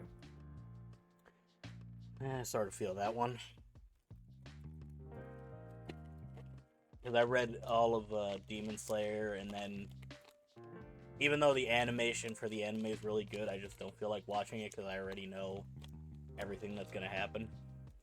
Yeah, I thankfully am dating a guy who reads manga, so we'll watch like Demon Slayer or JJK, and then I'll be like, why is this happening? And he'll then like lore drop on me because I don't care about spoilers. And I'm like, yeah, tell me about this future fight and how my opinions right now are wrong. Yeah. That's the biggest thing that, right, like for both One Piece and Hajime no Ippo, I'm always trying to gauge how much info everybody wants, because I'm caught up to both series, and I'm dedicated. I've already watched season 1, I've watched season 2, I've watched season 3, I've watched the OVAs, I had to read. God, I can't let it go now. Man, which common writer? There's like 30. All of them. You have to Honestly. specify. Because the only common writer I'm willing to watch are the ones with the vampires. Funny enough, Van and I haven't watched the ones with the vampires yet, even though, like, Van knows I really love me vampires. But honestly, the ones that Van has had me watch are pretty fucking good. And so far, we've watched Kamen Rider Drive, Geats, Forze, and now we're watching Wizard. And honestly, they've all been really great. I would recommend if you ever have the urge to step outside of one's comfort zone, I would recommend. I think I watched some of the one, is it Deno that has the train? Hold on, I can call my roommate who watches Kamen Rider because I watched it over her shoulder and got like sucked in. Deno, okay, yeah, I think I watched some of that, and it was definitely like interesting. It had its funny little moments, but I don't know. I'm trying to watch The Boys right now. That's I gotta get through that. I will say, Kamen Rider is very campy. Like, for example, in Kamen Rider Drive, you have a whole gaggle of sentient Hot Wheels who can go wherever the fuck they want, and they construct their own highways as they drive through the air. It is amazing. It is great. It's literally Hot Wheels. It's literally Hot Wheels. It is sentient Hot Wheels. And I feel like an anime we should talk about in the future should be Beyblade, just because I want to see how much everybody reacts to how serious these things are. Let it rip! Beyblade, let it rip. I've only seen like the first 5 episodes of Yu-Gi-Oh, and I feel like that could also be a fun little foray. Oh, the original? Yeah, the original Yu-Gi-Oh, watching like the original one and being like, is it nostalgia that makes it good, or? I have rewatched it a few times as I've gotten older. Some arcs and episodes feel rough, especially being a person that plays Yu-Gi-Oh, seeing how much we've gone from what the first season was doing to what we do now. God. Yu-Gi-Oh! I still like- I actually watched Yu-Gi-Oh. To me, I can only watch up to the 5Ds era. Everything after that, well, some Zexal, but everything after that, I just am not a fan of. Name 3 main characters of Beyblade No Ball. Is it UwU, Jinga, and Tyson? No, not. Why the fuck I say UwU? That's from Yu-Gi-Oh. I know Jinga's one. Could have sworn one of them was named Tyson. I forgot from which season. God, I'm trying so hard to remember a third one. I believe. A main character? Oh, Kyoya? Is that one of them? I know he's a part of the main crew. Did you guys ever watch Byakugan? Yes. Yeah, My favorite. I my used to favorite have some. My favorite was getting the toys and then throwing them on the fridge and watching them. I knew there was one named Tyson. Oh my god. Byakugan was one of those where... Unfortunately, I feel like it was good up to the one where they were facing them aliens. Fuck, which one was that? It was like the first 2 to go out there were like Dan and Maruccio. They were helping some freedom fighters because someone was Oh, you Jinx can't is push them off a choosing- mountain! Jinx is choosing violence. Jesus. Jinx is mad that I named 3 of them. Draco is going to be the Can't head of our handle the animation sauce. department. You can't do this. We need to get I'm- Hajime no Ippo finished. They're calling a 100%. flaw in I our can. system. How else am I gonna finish watching the show? We all know I'm not gonna read the manga. At best, I'll read the Breaking my heart. And Breaking my heart. I checked AO3 this morning. There's only like 100 some Hajime no Ippo fanfics, so Van says, okay, if Jinx can't, I'll do it. No, Van, you're not allowed to push Draco off a mountain either. No Man, violence. what's everybody's beef with me? What did I do? I'm just a little You guy. brought up Beyblade. You shouldn't have done that. the worst boxer in Karakura. in the Karakura gym. Oh, Ippo's gym. It's legit a tie between Aoki and Kimura. I forgot. I've lost track of their loss records, but they are the butt of every joke. Then Itagaki is the next one up, who is decent. Then Man, is that from there, Is that a Bleach reference? which of them is the worst one, Jinx? Because I've lost track of their record. I know they both get a decent amount of wins, but they also take the most amount of L's. Van says the worst boxer is Kurosaki. Karakura. Oh, Karakura. I was like, did you just mistype Kamagawa? I was just gonna let it go. Bakugan. Let me see what season it was where they started going in fucking space. I'm gonna be honest, I can't answer these questions because I'm very name blind. Honestly, same. So if it's not like a character whose name is said often, I'm not gonna remember it. I need I them to gotta say go it like back. they're Pokemon. I believe we are talking about the two people The that are alien constantly following Ippo around. Like, Right, the Or- ones that say big guy to, you know, No, he was Yeah. He was talking the about guy. yeah, he threw in Karakura Gym because he wanted to do to try and do a trick question, but I've been talking about Ippo all day, so I just assumed Jinx had a brain fart and mistyped Kamigawa Gym. oh, this is a different gym. No, he's just threw Karakura Town from Bleach in there. Okay, it was a Bleach reference. Oh, okay. Okay. I just see the name Ippo and I go, didn't that's even- Bleach. What were you saying, Zila? I said I couldn't even follow. I didn't even get the joke.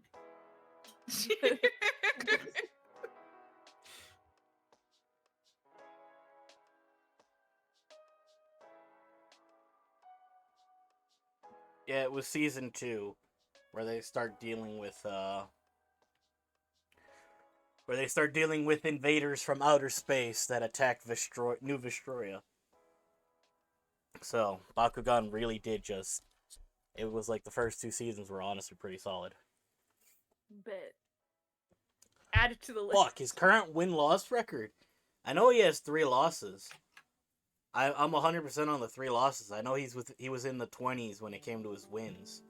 Oh my god, could you But I don't- imagine if Hajime no Ippo took a turn and aliens are suddenly there and the only way to save the world is via boxing? I teaching- would be so down. Yeah, I'm Honest to pretty sure- fucking wait, God, Date, I would eat that up. Alfredo, But no, but they're trying to kill And- you. and That's fine. That's fine. There are a lot that of one different dude from kinds of New York. aliens out there. I am only No, but well, you one better- species. No, but What are you better talking start about, training. Jinx? He was at 3 losses, I'm pretty sure. Nova goes through boxing training. Question mark? I believe. New model idea? Question mark? Yes, he is Jinx. Oh well, Jinx. I'm talking about manga record right now. By the end of the anime, he has 1. By the end of the 3 seasons, he's at 1. But on the manga, he took 3 L's. He has 23 wins. Draco about to get into a flame war with Jinx. It said Jinx is talking about anime only, which technically, if it was only anime, then yes, he only has 1 L so far in the anime. But if we go by manga, he's up to 3. And he had 23 wins. All wins by knockout. I'll write Like an I say, anime this- about a boxer fights aliens. Frick yes, man. Frick yes. I mean, we've seen a boxing movie about giant robots, Real Steel. Yeah. We saw Megalobox where they start like putting metal into their bodies and shit to improve their boxing. So, and now when we have Hajime no Ippo and Tomorrow Joe or whatever, the one with the other famous boxing one that's also about as old, if not older than Ippo. I want to make a boxing anime about George Foreman, and I want it to end with him selling grills. God, that man's freaking journey from being a heavyweight boxer who came back because he lost all his money. Yeah, and To then didn't some he like become like an douchebag. evangelic? So when he first retired, it was after, I think it was 2 or 3 fights. I don't know how many fights later, but he went through he took his second L, but after the Ali fight. Mm. But he pretty much mentioned that he felt like he was about to die in the ring. I don't know if it was the heat in the arena or something else. But it pretty much scared him straight. He became a pastor, did that for a while with the money he still had. He opened up a training center for the youth to help them out. But someone that was close to him stole his money. Oh So no! then he got back into boxing at his older age. Then eventually he would get his first title fight back against Holyfield, where he would lose on decision, but then he would fight Michael Moore, and he would win that one by knockout. and then he defended the belt, I think, one or two times before relinquishing it. And within that time, it was because of the personality he built up as being a preacher. Yeah. He was even more popular than in his youth because he came off as a friendly guy and he was able to sell shit. And then he started selling grills. Oh yeah, his ability to sell the grill came from because of his years as a preacher, because he was able to really sell shit now to people. Okay. That's what I think he talked about it once, where like Ali sold him a phone. I had to, And like that was one of his biggest things. I had to look this That up, was- and I remembered correctly. He named all 5 of his sons George. That's awesome. He has 12 kids, but all 5 of his 5 of them are boys, and all 5 of the boys are named George. Nice. I know Roberto Duran did something similar. Oh, his best friend is Umazawa. From what I remember. That was a question for me. I was trying not to speak it because Jinx said he's gonna hunt me down if I don't start speaking. So I said, "Come at me." Nova told me to eat, so I have tacos and cake. Good, Van, good. Eat them tacos. Now, Draco did answer it, but I think my typing was faster. I did send the message before he answered, so thank you. I want to say Zalo boxing training arc now. Let's go. I'm Zalo a football v. player. Jinx? I don't box. Learn to wrestle then. I did wrestle. Wrestling. I feel that. Learn Sambo. Actually, go learn Sambo. It's a mix of wrestling that allows punching. I did rugby, so I feel that as far as like tackling people, so much easier probably for me to learn wrestling than it would be to learn boxing. He had to catch 10. Yeah, that's easy to remember, Jinx. And he was allowed to use both hands and did it with one. Yeah. Yeah. Get them extra credit points. Now that I wanted to ask, how do y'all what's your like thoughts on the coach of the gym, I like him. Kamagawa? You know, I think he's a good character, a good coach character, but I don't know. I don't think I have like a strong opinion either way. You get a real one by the end of season 3. He reminds me of the 3rd Hokage from Naruto. Don't you dare compare my man to that useless sack of shit. Where he's cheering on Ippo, but like, and he's like a little bit more involved in Ippo's life than the 3rd Hokage was for Naruto, but like... Coach Kamagawa would punch a hole through that nerd. Hiruzen's a useless piece of shit. He is. Promised his dying predecessor that he would take care of his son, and did nothing really to help him. No, just put him in a shithole apartment and made his son Barely eat gave ramen him enough forever. money to cover rent. Fucking useless ass. God, he pisses me off. But I agree with Nixie in terms of like who his character is and all of that kind of stuff in the context of the story of Hajime no Ippo. I enjoy the coach. He's a good character. I wish there were a little bit more like heart-to-heart moments where, you know, the coach and Ippo are like sitting on a bench somewhere looking up at the stars, and he says something incredibly profound, not about boxing, but like Ippo's personal life, and he gives Ippo some like good old like dad advice kind of thing. Like I wish there was a little bit more of that, but for what the story is and the context of everything, I like who that character is. Damn, wanna know what's really depressing? What? All of that happens in the manga. Womp womp womp. How many eps have you made it, Nova? She's at 30. I will say, I'm only 23 episodes in, so like, I believe that the coach might play like a more vital role. Just like my last vivid memory of the coach is him pouring the ice down Ippo's pants, apparently straight to his dick, and then being like, I should have gotten more ice. Yeah.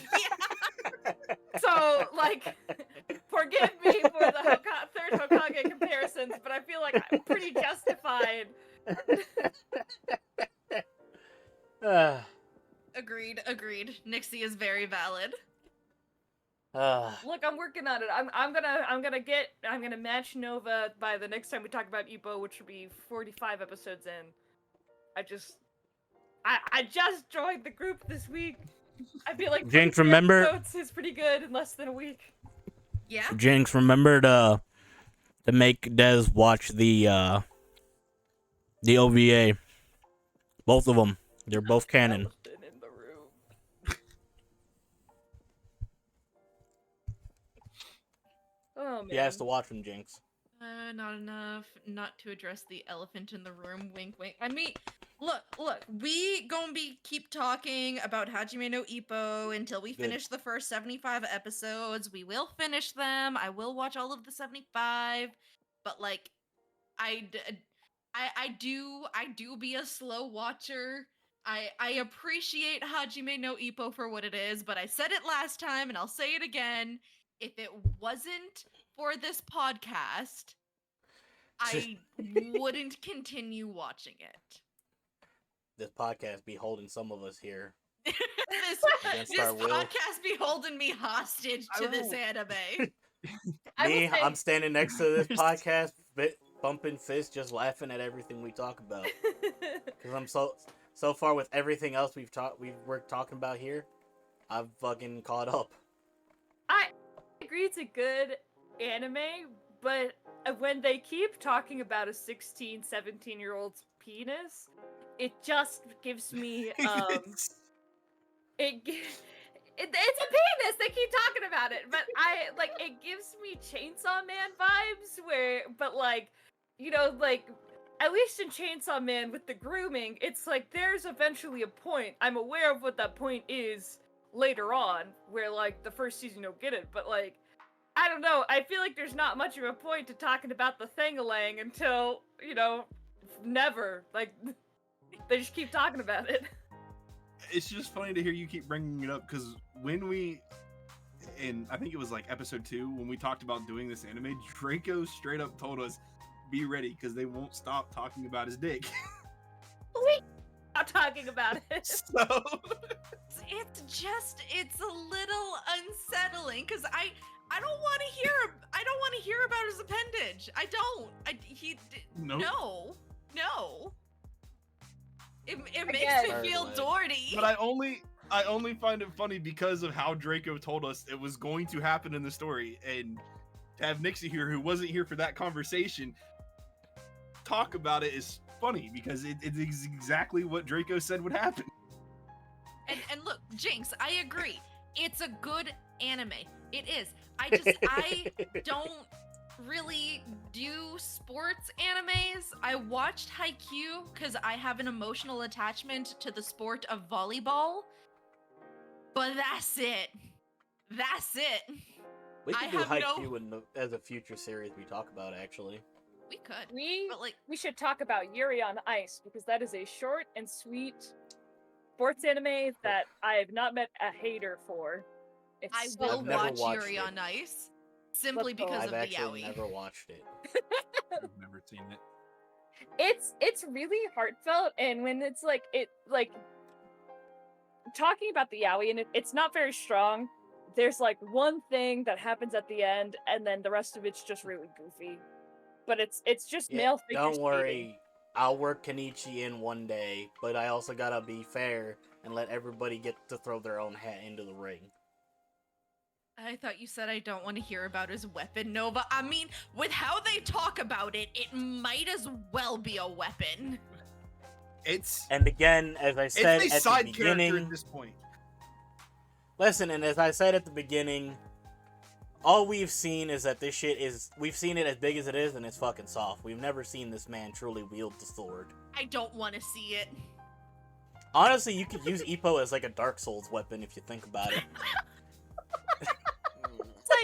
It's It's like a side character in the same way that what's his face from The Walking Dead's hat is its own character. You know what I'm talking about? Where it's like the hat has to be mentioned. The PP also has to be mentioned for Ippo. Like it's they go hand in hand, or I guess thing in hand. I wouldn't be surprised if it gets its own mini arc at this point. Goes on a training arc just because Ippo's never used it.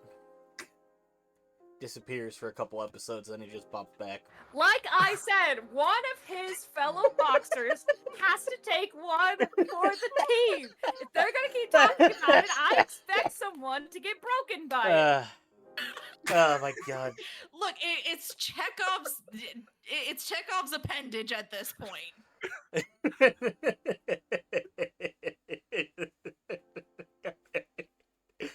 Oh my god! All right.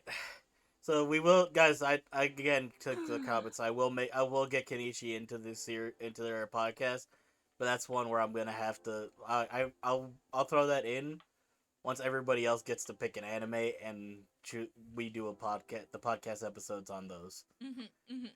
Because I may be the leader, but I need to be fair about it. Yeah, because now either Desi or Nixie or Zelo has to make a recommendation, because I brought up One Piece, Draco brought up Hajime no Ippo. Now we have to watch one of theirs. We have to do one of theirs. Can't sit through Chobits again. No, hell no. Don't make me watch the sex robot anime again. About UI in April. There's like 3 sex robot animes. Okay, Chobits is like iconically the sex robot anime. Dude finds a broken sex robot. This is in a future where like sex robots are common and normal. Dude finds a broken sex robot like in an alleyway by his house. Turns out it's actually like a prototype that accidentally got thrown out. He grabs it, he takes it home, and he fixes it because he doesn't have his own sex robot. And then it's like they fall in love, I guess. I don't know. I watched it when I was in middle school when I definitely should not have watched it. Same with High School of the Dead. Watched it when I was in middle school. Should not have watched it when I was in middle school. I own the collection. It sounds like an episode of Rick and Morty. It's a whole anime. I still see Chobits cosplayers at anime conventions, and there's a part of it that's like, oh my, what are we doing? Because they always cosplay the sex robot. They never cosplay the guy.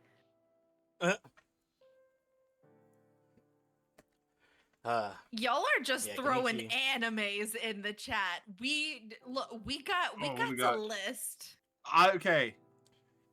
I would talk about Rumbling Hearts. I would talk about Golden Time. Obviously, Inuyasha is going to get an episode sooner or later. Between Desiree and I, yeah, probably. Well, we'll hold a meeting about it one day. Hold on. Gotta. Oh, and then Because if we go, at the pace we're going with everybody at least doing 15 episodes, roughly 45. Because say the next one, everybody else should be at like episode 45. I have 15, my suggestion. I'm gonna drop it 60. into our Gen chat. We should have like pretty much 3 more. There should be only 3 more episodes for Ippo, I guess, roughly.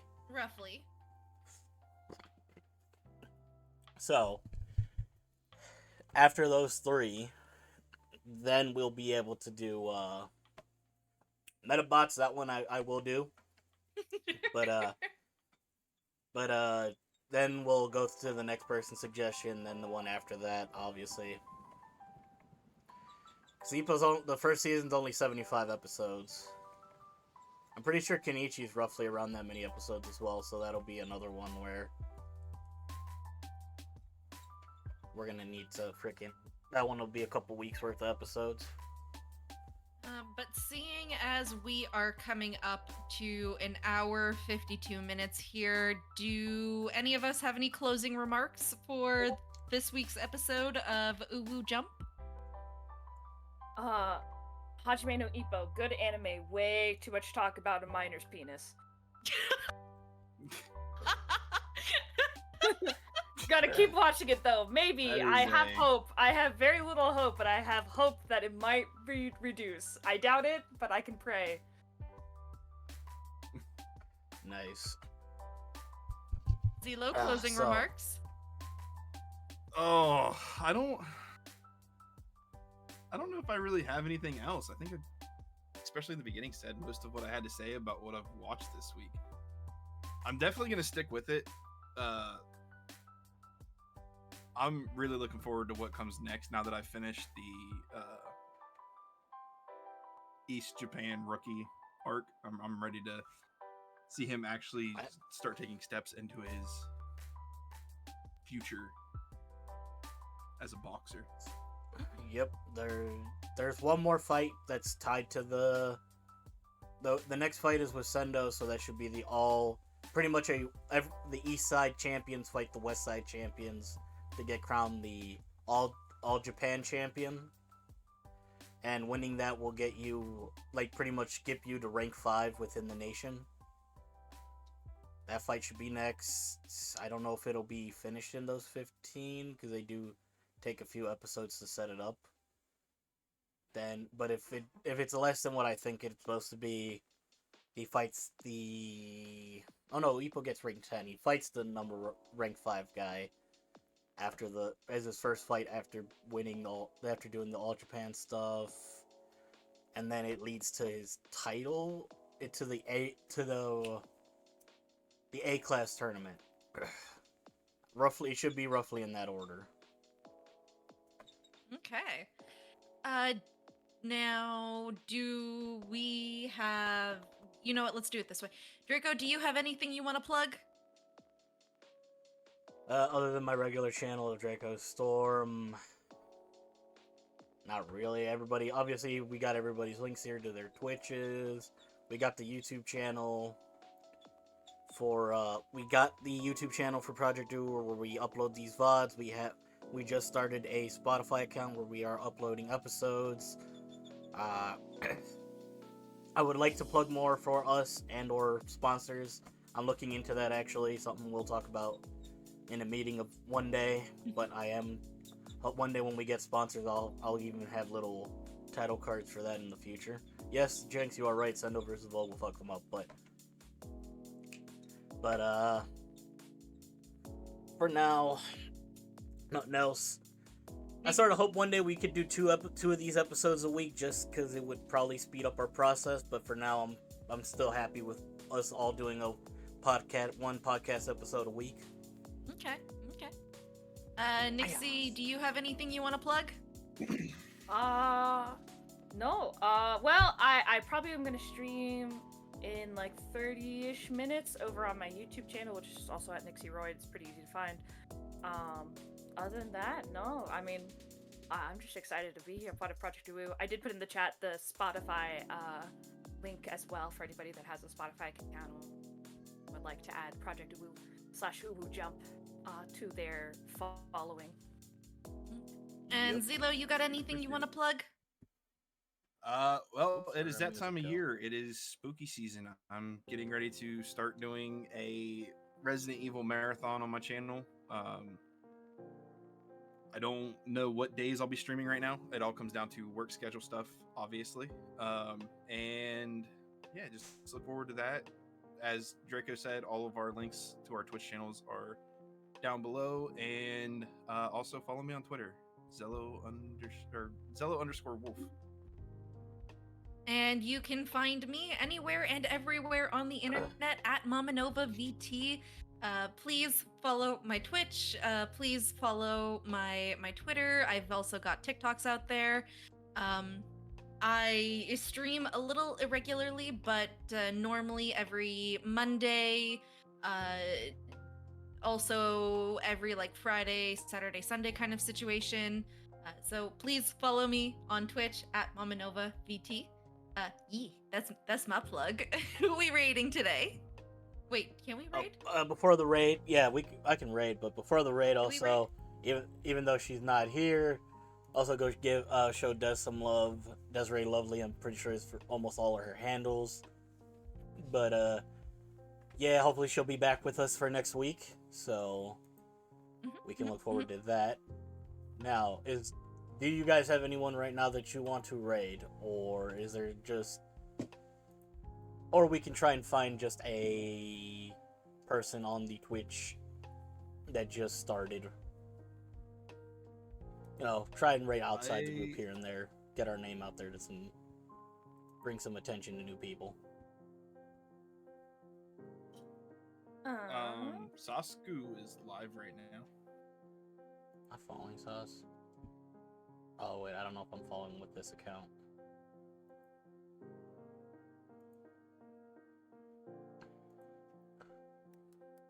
The second raid message that I posted into the chat, that one is done with Twitch emotes, so anyone and everyone can use that one for the raid. The first one I posted, those are my personal raid emotes, so use that one if you want, if you're subscribed to me, but yeah. There he is, Sasku. And he's playing Also, Minecraft. use whatever we gotta raid get into emotes that you've got, but we doing the UwU raid. Woo? Ooh, raid. So we're gonna raid out to Sasku. Yotomo, remember everyone, be nice, be kind, respect their rules. You guys represent us. We are not here to hate raid, we're here to have fun. It's been live for a while.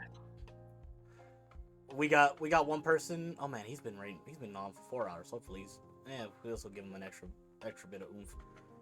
But yeah, now that I see this, one day I'm getting everybody into Minecraft again.